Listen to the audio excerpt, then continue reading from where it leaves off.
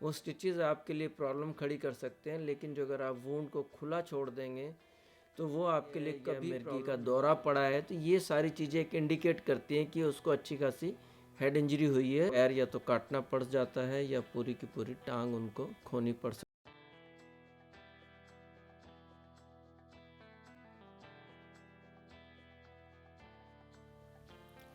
Hello friends, good evening and welcome to my channel My Health Helpline. I am Dr. R. K. Dua. Today I will present my first part of the series Know Your Body and Remain Healthy. जैसा कि मैंने पिछले episode में आपको 3 example दिए थे, wrong stitch at wrong place lead on to death of the patient. Second was perianal abscess that could have been drained in a proper time. जो अगर उसको प्रॉपर टाइमली ड्रेन कर दिया जाता, पस को निकाल दिया जाता, पेशेंट की जान बच सकती थी. तीसरा कि डायबिटिक पेशेंट्स के अंदर माइनर इंजरीज जो पैरों में लग जाती, जिसको ज़्यादातर पेशेंट नेग्लेक्ट कर देते हैं, एक और अपनी शुगर लेवल भी कंट्रोल में नहीं रखते. तो ऐसे में क्या होता है कि ये छोटी छोटी दिक्कतें, क्या होता है कि उनका पैर या तो काटना पड़ जाता है या पूरी की पूरी टांग उनको खोनी पड़ सकती है.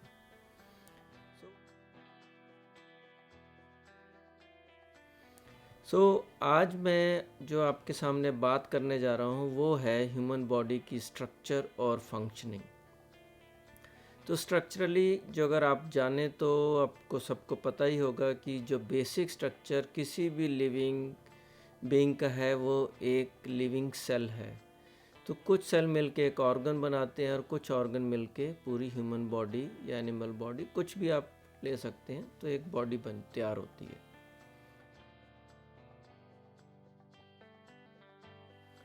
तो आपने कई बार ऑब्ज़र्व किया होगा, कहीं भी आपको चोट लगती है वहाँ सूजन हो जाती है, तो वो एरिया सूज जाता है. ये सूजन जो है दैट डिपेंड्स कि वो एरिया कितना लैक्स है, कितना वहाँ पे स्ट्रेचेबिलिटी है स्किन की, टिश्यूज़ की.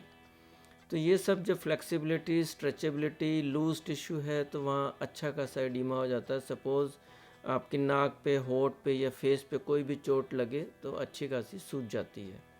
वही चोट आपकी टांग पे, खासकर नी के नीचे बोनी पार्ट के ऊपर लगे तो वहाँ इतनी सूजन नहीं आएगी. काफ एरिया में जो अगर लग जाए तो अच्छी खासी सूजन आ सकती है. तो इसी तरह से दूसरा जो हम लेंगे कि कोई भी चोट लगेगी वहाँ सूजन होएगी. तो कुछ एरिया बॉडी के ऐसे हैं जहाँ पर चोट लगने के बाद सूजन तो ज़रूर होएगी, लेकिन एक्सपेंशन, उस ऑर्गन के एक्सपेंशन की कोई जगह ही नहीं है, क्योंकि जो वो ऐसे एनक्लोज्ड टिश्यू या बोनी स्ट्रक्चर के अंदर प्रिजर्व है कि एक्सपेंशन का कोई स्कोप नहीं है. तो ऐसी दो जगह हैं हमारे पास जहाँ एक्सपेंशन का कोई स्कोप नहीं होता. वो एक है ब्रेन, दूसरा है हमारी मसल्स. ब्रेन एक बोनी केज के अंदर है. जब भी कभी हमारा एक्सीडेंट होता है, हमारा सिर किसी चीज़ के साथ टकराता है, तो ऐसे में क्या है, ब्रेन हमारा इतनी ज़ोर से हिलता है ऐसे झटके से. तो जब हिलने से क्या होता है कि ब्रेन का जो आगे वाला पार्ट है वो बोनी स्ट्रक्चर से जाके ऐसे टकराता है और उससे ब्रेन के अंदर चोट लगती है और सूजन आ जाती है. एक चीज़, सूजन के साथ साथ कई बार होता है कि ब्रेन डैमेज भी हो जाता है, अंदर ब्लड भी इकट्ठा हो सकता है. तो ये सूजन जब आएगी तो ब्रेन कहाँ जाएगा? तो ब्रेन जाएगा तो कहीं नहीं, लेकिन जहाँ से ब्रेन नीचे से स्पाइनल कॉर्ड जहाँ से निकलती है, जिसको हम ब्रेन की स्कल की एग्जिट फोराmen मैग्नम बोलते हैं, तो ब्रेन वहाँ पुश होके वहाँ जा सकता है. एक चीज़. दूसरा ये है, जो ब्रेन का जो स्वेलिंग की वजह से जो स्कल के अंदर जो प्रेशर नॉर्मल रहता है, जो ब्रेन की फंक्शनिंग के लिए नॉर्मल प्रेशर चाहिए, वो प्रेशर कई गुना बढ़ जाता है. तो ऐसे में क्या, जब प्रेशर बढ़ जाएगा तो ब्रेन टिश्यू नीचे जो ओपनिंग है फोराmen मैग्नम जहाँ से स्पाइनल कॉर्ड निकल के जाती है, तो वहाँ पर वो ब्रेन, जो हमारा जो ब्रेन का पार्ट है जहाँ पे हमारे रेस्पिरेटरी सेंटर, कार्डियोवैस्कुलर सेंटर जो कंट्रोल होते हैं वो जाके नीचे फोरामन मैग्नम बोनी जो ओपनिंग है उसमें जाके पुश हो जाता है। पुश होने से क्या, वो एरिया कंप्रेस हो जाएगा। कंप्रेस होने से क्या होगा, आपका रेस्पिरेशन बंद हो जाएगा, आपका हार्ट बंद हो सकता है। तो इस तरह से जो अगर ब्रेन के पास कोई एक्सपेंशन की जगह नहीं है तो ऐसी चोट ज़्यादातर क्या हो सकती है, बहुत ही जल्दी ख़तरनाक हो सकती है, जानलेवा हो सकती है। तो ऐसे में आपने क्या करना है कि जब भी आपको इस तरह की चोट लगे, और दो चीज़ें आपने ध्यान रखनी है कि जो अगर चोट लगने के बाद जो अगर इंसान, जो बंदा जिसको चोट लगी है, जो अगर वो बेहोश हुआ है, एक चीज़ उसको चक्कर आ रहे हैं, उल्टी आ रही है या मिर्गी का दौरा पड़ा है, तो ये सारी चीज़ें एक इंडिकेट करती हैं कि उसको अच्छी खासी हेड इंजरी हुई है और मेडिकल हेल्प अर्जेंटली बहुत ज़्यादा ज़रूरी है, एक चीज़। दूसरा क्या होता है, पेशेंट एक बार बेहोश हुआ, 10-15 मिनट बेहोश रहा, फिर होश में आ गया और फिर बेहोश हो गया। तो ज़्यादातर इस तरह की जो कंडीशन होती है वो ब्रेन के अंदर ब्लड इकट्ठा होने की वजह से हो जाती है। और ख़ासकर जब चोट आपके इस एरिया में लगे, टेम्पोरल एरिया में, और साथ में पेशेंट बेहोश हुआ, थोड़ी देर बाद होश में आ गया, फिर बेहोश हो गया, तो ये एक्स्ट्राड्यूरल हेमेटोमा का एक साइन होता है, जिसके लिए जो अगर प्रॉपरली ट्रीटमेंट मिल जाए पेशेंट की जान बच सकती है और पेशेंट पूरी तरह से रिकवर कर जाता है विदाउट एनी, कोई न्यूरोलॉजिकल डेफिसिट उसका नहीं रहता। दूसरा आ जाता है मसल्स। देखने को तो हमारे को लगता है कि ये थाई और काफ मसल्स हैं, पूरा एक मसल का बंच होगा, ऐसा नहीं है। ये मसल 3 कंपार्टमेंट, 2 कंपार्टमेंट में आपकी डिवाइडेड होती हैं। तो आप ये लगा लीजिए सेंटर में बोन है, उसके आसपास आप उसको 3 पार्ट में डिवाइड कर दीजिए या 2 पार्ट में डिवाइड कर दीजिए, और जो एक कैविटी जो बनेगी जिसे हम फेशिया बोलते हैं, सो वो फेशिया जो बोन को, सॉरी मसल को जो अपने तरह चारों तरफ एक शेप में बना कर रखता है, तो वो भी बहुत ज़्यादा एक्सपेंड नहीं हो सकता, हल्का फुल्का एक्सपेंड हो सकता है, लेकिन बोन की तरह वो भी एक तरह से नॉन स्ट्रेचेबल स्ट्रक्चर है। अब बोन के अंदर कोई ब्लंट इंजरी हुई, सपोज़ किसी ने आपको लाठी से मार दिया या ईंट से मार दिया, जिसके अंदर मांस नहीं फटा, बोन का फेशिया नहीं फटा, लेकिन बोन का कंप्रेशन हुआ, क्रश हो गई, सॉरी मसल का कंप्रेशन हुआ और वो क्रश हो गई। ऐसे में जब चोट लगी मसल्स के अंदर तो उसका सूजना, उसके अंदर सूजन आना भी लाजमी है। तो ऐसे में क्या होगा, मसल के पास थोड़ा सा स्कोप है एज़ कंपेयर टू ब्रेन, लेकिन इतना ज़्यादा भी नहीं है। तो उसके अंदर, ब्रेन के अंदर एक था कि एक एग्ज़िट पॉइंट था, स्कल की ओपनिंग नीचे की तरफ जैसे फोरामन मैग्नम, लेकिन मसल के पास वो भी नहीं है। तो अल्टीमेटली क्या होगा, मसल का प्रेशर धीरे धीरे धीरे धीरे बढ़ता जाएगा, पेशेंट का पेन बढ़ता जाएगा, टांग में सूजन आ जाएगी, और ऐसी सूजन आने से क्या होगा कि जो हमारी जो ब्लड वेसल्स जो टांग की मसल्स को, पैर को जो सप्लाई कर रही हैं, अपर लिम्ब को जो सप्लाई कर रही हैं, वो हमारी मसल्स के थ्रू होती हुई जाती हैं। जब मसल के अंदर प्रेशर बढ़ेगा, अल्टीमेटली वो प्रेशर कहाँ जाएगा, वो प्रेशर आपकी आर्टरीज और वेन्स में ट्रांसमिट हो जाएगा, जिससे जो आपकी आर्टरीज और वेन्स हैं वो कोलैप्स हो जाएंगी। तो कोलैप्स होने से क्या होगा, न्यूट्रिशन मसल्स को मिलना बंद हो जाएगा, ऑक्सीजन मिलनी बंद हो जाएगी, और ऐसी कंडीशन के अंदर मसल्स के पास 4 से 5 घंटे रहते हैं जो कि वो बिना ऑक्सीजन के ज़िंदा रह सकती हैं। अगर इससे ज़्यादा टाइम होगा, जो अगर हम आपका सर्कुलेशन रिस्टोर भी कर लेते हैं, तो मसल्स को हम नहीं बचा सकते, मसल्स काली हो जाएंगी। तो इस तरह से जो हमारा ये मस्कुलर सिस्टम है, उसके पास भी एक्सपेंशन का कोई बहुत स्कोप नहीं है। तो ऐसे में जो आपके पास प्रिकॉशन है, जो अगर आपको चोट लगती है, टांग में सूजन आ रही है, पेन बढ़ता जा रहा है, और आपको लगता है कि टांग नीली पड़ने लगी है या डिस्कलरेशन स्किन का हो रहा है, तो इमीडिएटली आपको हॉस्पिटल जाके दिखाना चाहिए। एक चीज़, कई बार क्या होता है कि आपको प्लास्टर लगा, चोट हुई, फ्रैक्चर हुआ, प्लास्टर लगा, प्लास्टर लगा के आप घर आ गए, तो आपको लगता है कि धीरे धीरे आपके हाथ में पैर में टाइटनेस होने लगी है प्लास्टर के अंदर। तो ऐसे में क्या है कि कई बार होता है कि मसल जब एक्सपेंड होने लगती है, सूजन आने लगती है, तो प्लास्टर बाहर से है वो और कंप्रेस करने लगता है। तो ऐसे में जो अगर प्रेशर बहुत ज़्यादा बढ़ जाएगा तो ऐसे में लिम्ब की सप्लाई को खतरा हो सकता है। ऐसे में आपको इमीडिएटली जाकर अपने ऑर्थोपेडिक सर्जन के पास जाके उनको बताना चाहिए कि आपको तेज़ दर्द हो रहा है जो कि धीरे धीरे बढ़ता जा रहा है प्लास्टर लगाने के बाद से। तो अगर सर्जन को लगेगा तो वो आपका प्लास्टर हो सकता है कि स्प्लिट कर दें प्रेशर रिलीज़ करने के लिए। तो ये तो हो गई हमारी मसल्स की बात। मैंने आपको ये बताया मसल के पास कोई स्कोप नहीं है जब प्रेशर इतना ज़्यादा बढ़ जाता है कि एक आपकी उसकी मसल की ब्लड सप्लाई कंप्रोमाइज़ हो जाती है।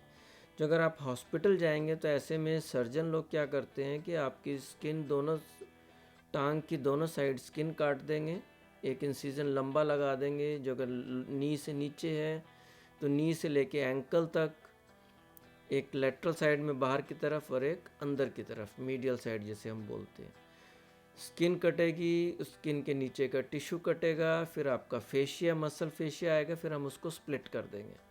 जैसे ही मसल फेशिया स्प्लिट करेंगे तो मसल जो काफ़ी टेंशन में थी एकदम से स्प्लिट फेशिया से वो एकदम बाहर निकल के, स्किन से बाहर निकल के आपको दिखने लग जाएंगी। ऐसे में इमीडिएटली मस्कुलर प्रेशर था वो रिलीज़ हो गया और ब्लड सप्लाई कंप्रोमाइज़ होने से बच गई। तो इस तरह से ये था हमारा मस्कुलर सिस्टम।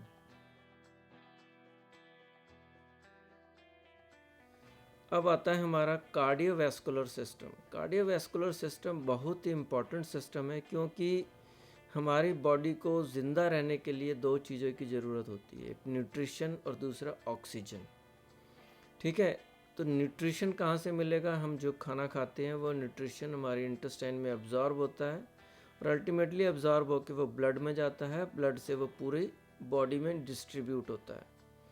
सिमिलरली जो ऑक्सीजन हम इनहेल करते हैं वो ऑक्सीजन ब्लड को ऑक्सीजनेट करने के लिए काम आती है। जब ब्लड ऑक्सीजनेट हो जाएगा तो वो आर्टरीज़ के थ्रू पूरी बॉडी में सर्कुलेट करेगा और वहाँ पूरी सेल्स के अंदर, टिश्यूज़ के अंदर जाके जो ऑक्सीजन वो लंग से लेके आया ब्लड सेल्स वो वहाँ डिस्ट्रीब्यूट कर देंगे।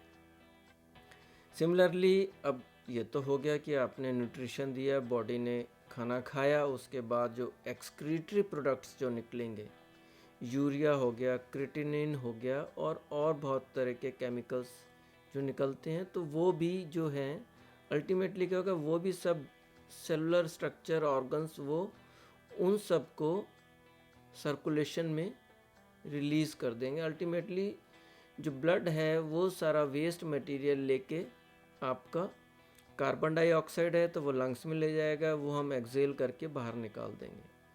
जो एक्सक्रीटरी प्रोडक्ट्स दूसरे हैं जैसे यूरिया हो गया, क्रिएटिनिन हो गया, वो ब्लड क्या करेगा, वो ब्लड वो ले जाके आपके किडनीज में ले जाएगा, किडनीज में यूरिया क्रिएटिनिन फिल्टर हो जाएगा।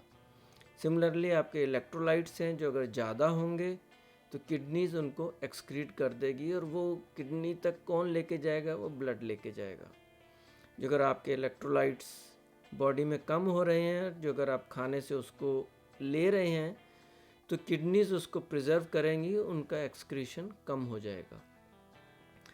और दूसरा जो मेन काम है ब्लड का, सर्कुलेटरी सिस्टम का, वो है जो भी हमारी इम्यून सेल्स हैं, बोन मैरो में बनी, लीवर में बनी, स्प्लीन में बनी, ये इम्यून सेल्स आपके WBCs हो गए, फेगोसाइट्स हो गए, जो कि आपके बैक्टीरिया, फंगाई, वायरस को खा के उनको डाइजेस्ट कर देती हैं। तो जब ये डाइजेस्ट कर देंगी तो ये आएंगी कहाँ से? ये जहाँ भी बोन मैरो में बनेंगी, स्प्लीन में बनेंगी, जहाँ भी बनेंगी, लेकिन थ्रू आउट द बॉडी ये कहाँ कैसे जाएंगी? तो ये भी जाएंगी ब्लड सर्कुलेशन के थ्रू, ये उस जगह पे पहुँचेंगी जहाँ पे चोट लगी है, जहाँ से बैक्टीरिया एंटर कर रहा है। अब इनको कैसे पता लगेगा कि यहाँ चोट लगी है? तो ये भी एक, जहाँ भी चोट लगेगी वहाँ एक बायोकेमिकल रिएक्शन, कुछ केमिकल्स प्रोड्यूस होंगे जो कि ब्लड के थ्रू पूरी बॉडी में जाएंगे और वहाँ से इनको ये पता लगेगा कि इस ऑर्गन से यहाँ पर चोट लगी है, जाके maximum number of immune cells जो हैं WBCs हैं वहाँ पे बैक्टीरिया डेड टिश्यू को निकालने के लिए वहाँ जाके जमा हो जाएंगे। सिमिलरली जो एंटीबॉडीज़ हमारी बॉडी के अंदर बनती हैं तो वो एंटीबॉडीज़ भी किसी भी डिजीज़ को बचाने के लिए हमारे कहाँ से आएंगे, वो भी पूरे सर्कुलेटरी सिस्टम के थ्रू पूरी बॉडी के अंदर डिस्ट्रीब्यूट होंगी।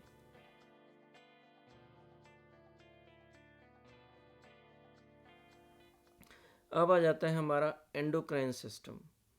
तो ये एंडोक्राइन सिस्टम भी बहुत ज़रूरी है कि जैसे हमारा ब्लड प्रेशर मेंटेन रखना, हार्ट रेट मेंटेन रखना, हमारा जो मेटाबॉलिक रेट है उसको मेंटेन रखना, हमारे को इमरजेंसी के लिए तैयार करना। तो ये सारी चीज़ें जो हैं हमारा एंडोक्राइन सिस्टम काम करता है। हमारी ग्रोथ कैसी होगी, ग्रोथ कितनी होगी, तो ये सारी चीज़ें जो हैं वो एंडोक्राइन सिस्टम। सपोज़ आपने थायराइड तो नाम सुना होगा, जो कि हमारी गर्दन में यहाँ फ्रंट पे थायराइड ग्लैंड रहता है। नॉर्मली आप नेक में देखेंगे तो you will not be able to appreciate कि यहाँ पे इस तरह का कोई थायराइड ग्लैंड है। लेकिन जब ये ग्लैंड बढ़ जाता है किसी डिजीज़ प्रोसेस की वजह से, तो ये आपको एक अलग से स्ट्रक्चर दिखने लगेगा। तो आप इसको कैसे पहचान सकते हैं कि ये थायराइड है या थायराइड नहीं है? तो जो भी जिसको भी आपको दिख रहा है कि इसके गले में कुछ स्वेलिंग है, उस पेशेंट को बोलिए कि आप थूक निगलिए या पानी पीजिए। जब वो पेशेंट पानी पी रहा होगा या थूक को निगल रहा होगा तो आप देखेंगे कि वो स्वेलिंग जो है वो जब पेशेंट निगलेगा तो उसके निगलने के साथ वो स्वेलिंग का मूवमेंट होगा। तो अगर मूवमेंट हो रहा है तो वो थायराइड है, मूवमेंट नहीं हो रहा तो वो थायराइड से नहीं हो सकती। तो इस तरह से आप पहचान सकते हैं कि ये थायराइड है या नहीं है। तो ये जो थायराइड ग्लैंड है ये हमारा मेटाबॉलिक रेट जो है, बॉडी जब खाना खाती है तो उसको किस रेट से पचाना है, कितनी एनर्जी प्रोड्यूस करनी है, कितनी नहीं करनी, तो ये सारा काम थायराइड ग्लैंड जो इसके थायराइड हार्मोन्स हैं वो करते हैं। तो ये भी आपका एंडोक्राइन सिस्टम का एक पार्ट है जो कि ऑटो रेगुलेटेड होता है हमारी पूरी बॉडी के अदर स्ट्रक्चर्स और फंक्शंस के साथ। जो अगर हमारा T3 T4 की रिक्वायरमेंट ज़्यादा है तो ज़्यादा प्रोड्यूस होंगे, कम है तो वो कम प्रोड्यूस होंगे। सॉरी।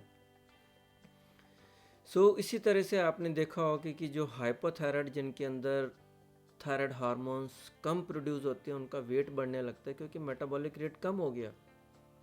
जो भी वो खाना खा रहे हैं वो अच्छे से उसके अंदर एनर्जी प्रोड्यूस नहीं हो रही, लेकिन वो डिपॉजिट होता जा रहा है बॉडी के अंदर। इसके साथ साथ और कई सारी मेंस्ट्रुअल प्रॉब्लम्स हो जाएंगी, पेशेंट को ठंड ज़्यादा लगने लगेगी, उसके जो रिएक्शंस हैं किसी भी आपको स्टिमुलाई या किसी भी चीज़ से जो एक रिस्पांस जो होना चाहिए वो काफ़ी स्लो हो जाएगा, पेशेंट की आवाज़ बदल जाएगी, स्किन का टेक्सचर बदल जाएगा। वही जो अगर एक्सेस थायराइड हार्मोन प्रोड्यूस हो रहे हैं तो मेटाबॉलिक रेट एकदम बढ़ जाएगा। ऐसे में पेशेंट को ज़्यादा भूख लगेगी, उसका वेट भी कम हो सकता है, उसका हार्ट बीट बढ़ जाएगा, हाथों में पसीना होगा। तो ये कई सारी चीज़ें हैं जो आपके मेटाबॉलिक रेट के बढ़ने से प्रोड्यूस होती हैं।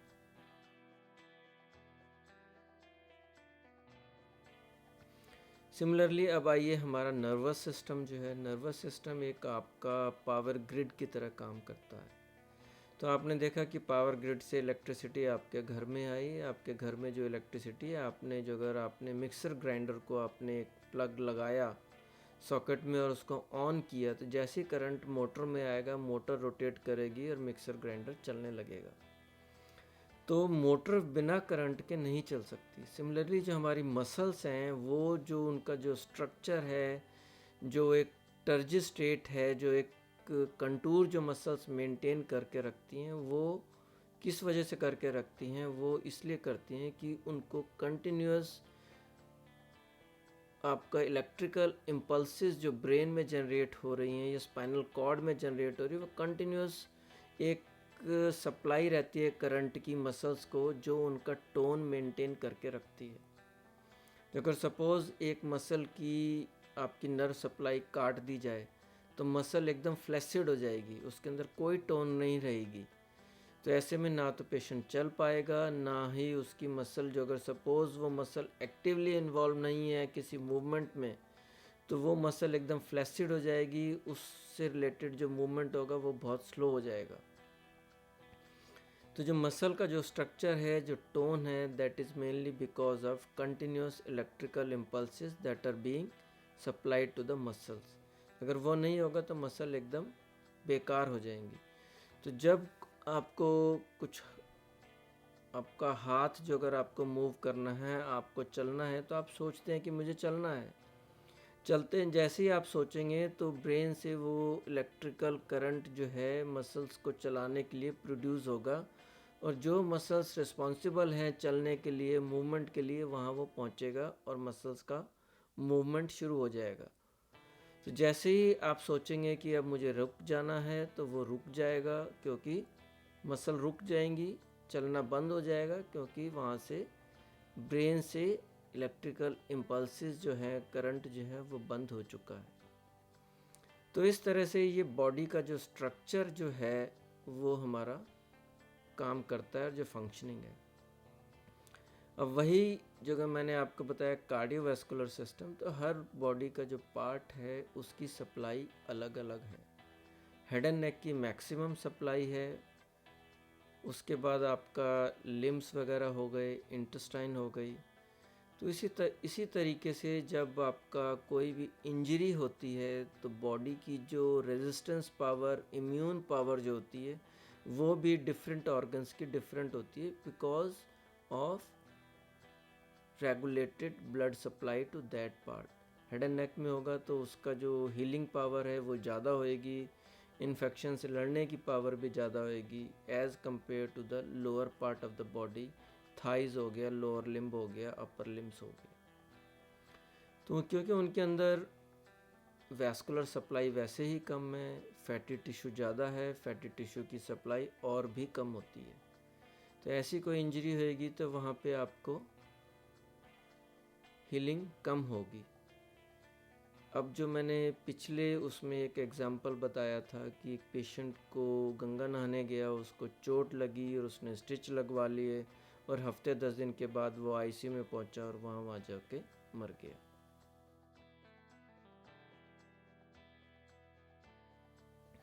अब ऐसा क्या था कि वो पेशेंट 2 स्टिच लगाने की वजह से वो मर गया। पेशेंट डायबिटिक नहीं था, पेशेंट एक्सक्यूज मी। जब पेशेंट गंगा में नहाने गया, जैसे ही वो उतरा तो कोई शार्प ऑब्जेक्ट उसके घुटने के नीचे लगा और 2-2.5 सेंटीमीटर का एक कट लग गया। क्योंकि पानी होता है, हर तरह के लोग उसमें नहा रहे होते हैं, दुनिया भर का गंद उसमें आ रहा होता है, तो ऐसे में ये जो वूंड जो हमारा होगा, जो कट होगा, वो इन्फेक्टेड इंजरी होगी। मीन्स वो क्लीन कट इंजरी नहीं है, उसमें इन्फेक्शन ऑलरेडी पहुंच चुका है चोट लगते ही। अब कहीं भी जब इन्फेक्शन गया तो जो अगर आप उसको बंद कर दोगे, उस वूंड को बिना क्या कहते हैं, प्रॉपर वॉश किए बिना, प्रॉपर क्लीन किए बिना, तो ऐसे में इस तरह की प्रॉब्लम होना लाजमी है। तो ऐसे में क्या हुआ होगा, देखिए अब मैं सीक्वेंस ऑफ इवेंट्स कैसे चेंज होते हैं। पेशेंट को चोट लगी, पेशेंट ने दिखाया, उसने जो भी जिसने भी किया, टाइट स्टिच लगा दिए, एकदम टाइट। अब ऐसे में क्या होगा, इन्फेक्शन अंदर है, ब्लड सप्लाई उस एरिया की इतनी अच्छी है नहीं, स्टिचेस जब टाइट लग गए तो जो स्किन के मार्जिन है उनकी वैस्कुलरिटी और कंप्रोमाइज़ हो जाती है। इन्फेक्शन अंदर ही अंदर फैलता रहा धीरे धीरे। जब पहले वहाँ पे जो आसपास का लोकल एरिया था वो रेड हुआ, वो स्वेलिंग हुई वहाँ पर, धीरे धीरे वो इन्फेक्शन मसल्स में चला गया, उसके बाद मसल्स में टांग में सूजन आने लगी, उसके बाद भी जो अगर वो सब पस नहीं निकली तो ऐसे में क्या होगा, धीरे धीरे वो इन्फेक्शन पूरी टांग में फैल गया। मैंने अभी आपको बताया कि जब टांग में इन्फेक्शन जो अगर मसल्स में चला गया तो मसल्स की जब स्वेलिंग होएगी, मसल्स की स्वेलिंग होने से क्या होगा, उसके अंदर एक्सपेंशन का स्कोप नहीं है, जो प्रेशर जो टेंशन बढ़ेगी that will be transmitted to the arteries and veins which are going through the muscles. अब ऐसे में क्या होगा, ब्लड सप्लाई लिम्ब की कंप्रोमाइज़ हो जाएगी, बंद हो जाएगी। जो अगर पेशेंट को 5-6 घंटे के अंदर अंदर वो टेंशन रिलीज़ नहीं किया गया तो मसल नेक्रोज हो जाएंगी। जो पेशेंट जो हमारे पास आईसीयू के अंदर आया, जब हमने फेशियोटमी करी, मसल रिलैक्सिंग इंसिजन दिया हमने दोनों साइड पे टांग के, तो एकदम ब्लैक कलर्ड मसल्स उसमें से निकल के आए, जिसमें से फाउल स्मेलिंग डिस्चार्ज था। तो छोटा सा इंसिजन लगाते ही समझ में आ गया कि कहानी क्या है। ऐसे में क्या था, पेशेंट जो अगर वो स्टिचेस लग भी गए, जब जैसे ही उसको पेन होने लगा, दर्द बढ़ने लगा, तो उसको इमीडिएटली जाके सर्जन को दिखाना चाहिए था। ऐसे में सर्जन ने क्या करना था, फटाफट इमीडिएटली स्टिचेस खोल देने थे, ज़रूरत पड़ती तो थोड़ा सा इंसिजन जो चोट लगी थी उसको बढ़ा के अंदर से अच्छे से पूरा उसको क्लीन करके वॉश करके उसको ड्रेसिंग कर देनी थी। ऐसे में कभी भी इस तरह की कभी भी आपको चोट लगती है, जहाँ जख्म आपका गंदा है, आपके पास कोई अच्छी हेल्प नहीं है, तो ये हमेशा ये आपके लिए बेनिफिशियल रहता है कि ऐसे वुंड को सोप वाटर से या सिंपल क्लीन वाटर से उसको अच्छे से क्लीन कर दीजिए, ताकि उसके अंदर किसी तरह का भी कोई डस्ट पार्टिकल है, कोई फॉरेन मटेरियल है, वो निकल जाए। और उसको क्लीन ड्रेसिंग आपके पास है तो उससे रैप कर दीजिए, नहीं तो क्लीन क्लॉथ है तो आप उसको रैप कर दीजिए। जो अगर आप ऐसा करके कोई एक एंटीबायोटिक ले लेते हैं तो ऐसे में आपको कोई परेशानी होने वाली नहीं है, एक्सेप्ट कि आपका एक वो सिंपल जो है कट जो है वो रहेगा। जो अगर आपको लगता है कि आप 12-15 घंटे में या 24 घंटे में भी जो अगर आप हेल्प ले सकते हैं, या आप कहना का मतलब ये कि जितनी जल्दी आपको हेल्प मिल जाए तो वो हेल्प लेके आप किसी सर्जन को दिखाइए और वहाँ पे उनका ट्रीटमेंट कीजिए। तो ऐसे में आपको ये कभी चिंता नहीं करनी कि मतलब कि जिसको भी आपने दिखाया उसने स्टिच तो किया नहीं, पट्टी कर दी। बहुत लोगों को ये कंप्लेन रहता है कि इतना बड़ा कट है, इतना बड़ा निशान पड़ जाएगा, ये कभी ये चिंता नहीं करना। वो स्टिचेस आपके लिए प्रॉब्लम खड़ी कर सकते हैं, लेकिन जो अगर आप वुंड को खुला छोड़ देंगे तो वो आपके लिए कभी प्रॉब्लम नहीं करेंगे, क्योंकि कोई भी इन्फेक्शन वो होगा, कोई भी पस प्रोड्यूस होएगी, तो क्योंकि वुंड पूरा ओपन है, कट पूरा ओपन है, कहीं से स्टिचेस नहीं है, तो वो सारा जो भी पस है वो सब बाहर निकल जाएगा, अंदर कहीं भी रहने वाला नहीं है। तो इसी तरह से आप छोटी छोटी प्रिकॉशंस लेके बड़ी बड़ी प्रॉब्लम्स को बचा सकते हैं। So thank you very much for watching whole this episode. In next episode we will discuss how the small perianal abscess lead on to the death of the patient. And in the third episode we will discuss how these diabetic patients may land up into the amputation of the foot or amputation of the limb. Thank you very much, and please do subscribe my channel and share this knowledge with your friends, or let them subscribe this channel so that they can also be benefited from the simple knowledge or simple steps that they can take. Thank you very much.